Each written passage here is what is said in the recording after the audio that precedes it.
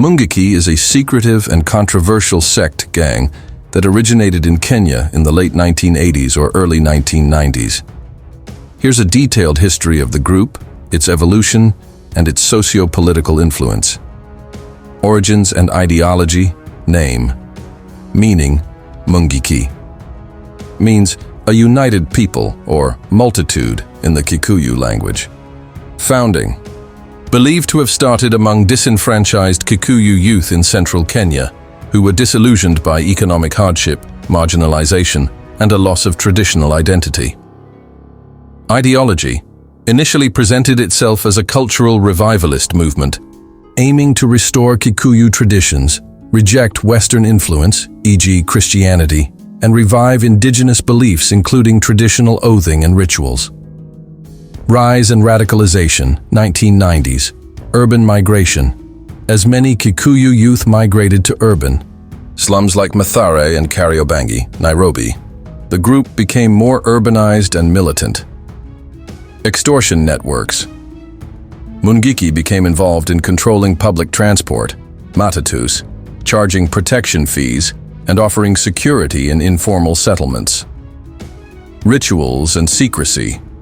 Members took oaths and were bound by rigid codes of loyalty and secrecy, with initiation rites that included beheadings in some instances, thousands, criminal syndicate, and political ties violent acts, known for brutal punishments and assassinations, including decapitations and limb amputations, often as warnings. Matatu. Sector domination. They monopolized certain Matatu routes, demanding daily payments and enforcing their own fare structures. Political links. Allegations emerged of Mungiki being used by politicians for intimidation, vote rigging, and inciting violence, especially during the 2007-2008 post-election violence. Government crackdown. In response to increasing violence and public pressure, the Kenyan government outlawed the sect. Hundreds of suspected members were executed or disappeared in extrajudicial killings, especially under police operations. Tens. Suppression and decline, continued violence. Though suppressed, sporadic attacks and extortion schemes persisted. Human rights concerns. Human rights organizations accused the Kenyan police of unlawful killings of suspected Mungiki members without due process.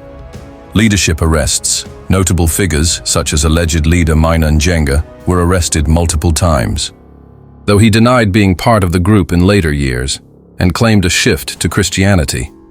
Current status fragmented. While Mungiki as a centralized organization has weakened, splinter cells still exist and are believed to engage in crime, particularly in Nairobi and central Kenya. Influence. The group still casts a long shadow in the matatu industry and informal settlements, often resurfacing during times of political tension, cultural and political impact. Fear and control. Mungiki created a climate of fear, influencing local politics, security, and everyday life in some Kenyan communities. Symbolism. It became symbolic of state failure to provide jobs, security, and cultural identity to marginalized youth. Here's a continuation that dives deeper into Mungiki's political entanglements, inner structure, key personalities, and long-term implications. Political entanglements and allegations. Mungiki's involvement in politics is one of the most controversial aspects of its history. Alleged political patronage, 2002 and 2007 elections.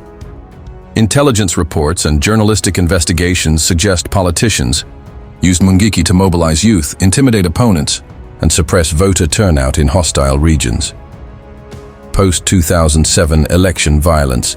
During the widespread ethnic violence that followed the disputed 2007 elections, Mungiki was allegedly involved in retaliatory attacks on behalf of Kikuyu interests, especially in Naivasha and Nakuru.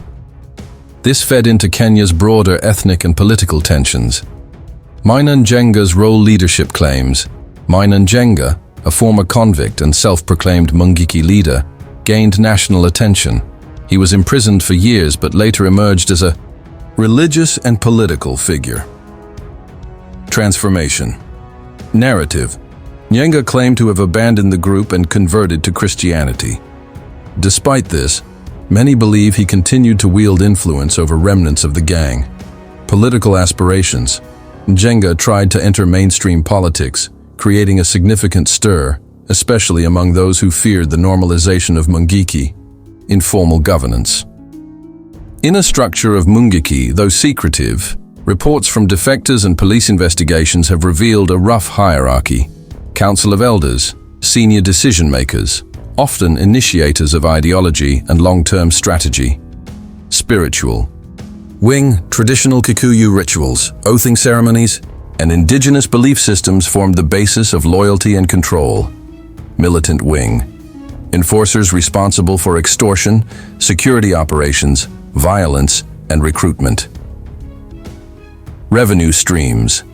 Their economy included matatu, extortion, land grabbing protection, fees, informal taxation of businesses and households in slums crackdowns, and human rights concerns.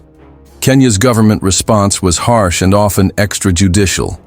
2007-2010 operations. Thousands of suspected members were arrested, and many disappeared. Oscar. Foundation Report 2009. Documented over 8,000 alleged extrajudicial killings and disappearances of Mungiki suspects by police. Philip Alston's UN report, the UN Special Rapporteur on Extrajudicial Summary or Arbitrary Executions, accused Kenyan police of widespread killings. Legacy and continued influence. Even after its official decline, Mungiki left lasting effects. Fear and control. Their influence over urban slums and matatu routes persists in some areas through splinter groups. Culture of oathing. Some elements of their oathing culture survive in other secretive sects or criminal organizations. Political ghost. During election cycles, rumors of Mungiki reactivation resurface, stoking fear. Comparisons, similarities to other global groups. Mungiki can be compared to mafia-like syndicates, e.g. Sicilian Mafia, in how it mixes politics, crime, and cultural identity. Urban gangs, e.g. MS-13 in terms of ritual, recruitment from marginalized youth, and brutal enforcement. Final notes: Mungiki was not merely a gang. It was a symptom of deeper societal issues. Youth unemployment, political exploitation, urban poverty, ethnic polarization. Kenya's efforts to eliminate Mungiki focused largely on force, rather than addressing the root causes, which is why the group's legacy lingers in different forms.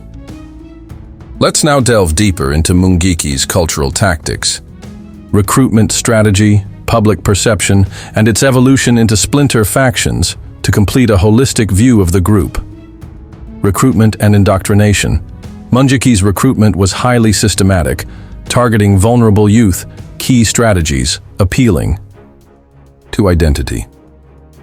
Mungiki pitched itself as a cultural movement meant to restore Kikuyu pride and purity, particularly after decades of colonial disruption and post-independence disillusionment.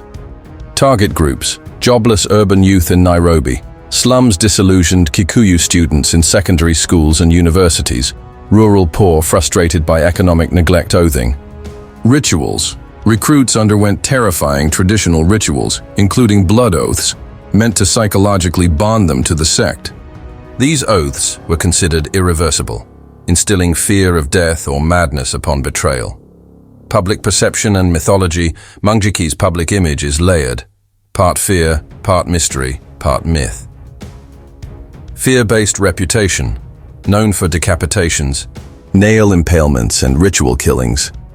Urban myths of invisibility powers, snakes, and ritual bloodletting fueled a terrifying reputation that discouraged public cooperation with law enforcement. Community relations. In some areas, especially Nairobi, slums, they paradoxically offered order where police had failed protection from rival gangs' dispute resolution mechanisms. However, their control was brutal and exploitative, often enforced with extreme violence. Splinter groups and evolution. Though weakened by crackdowns, Mungiki fragmented rather than fully disappeared. Known splinters and legacy gangs, Ngeta Squad, Kayambu. Engages in similar extortion, operating in transport and construction sectors. Wakali Kwanza and Wakali Wao, coastal Kenya. Inspired by Mungiki tactics, but without the Kikuyu nationalist ideology. Ritual gangs in urban areas. Several slum-based extortionist groups still use oathing and spiritual fear tactics reminiscent of Mungiki. Political mobilization. During election years, especially 2013 and 2022, reports emerged of political figures reactivating Mungiki cells or using similar gangs under new names to mobilize voters and threaten rivals. Modern-day relevance. While Mungiki is no longer a dominant national threat, its model of ethnic-based, ideologically cloaked, organized crime continues to shape Kenya's urban criminal landscape. Key features still visible: political weaponization of slum youth, Matatu sector violence and protection rackets, criminal political alliances at county and national levels, government response. Today, focus has shifted to intelligence-led policing and community policing. Emphasis on addressing youth unemployment and urban poverty, though implementation is patchy. Cultural footprint, music and art. Some Kenyan hip-hop artists have referenced Mungiki in songs, either criticizing or mythologizing them. Film and literature. The Sect appears in novels, documentaries and journalistic exposés, often representing state failure and the dangers of unchecked poverty politics-crime convergence.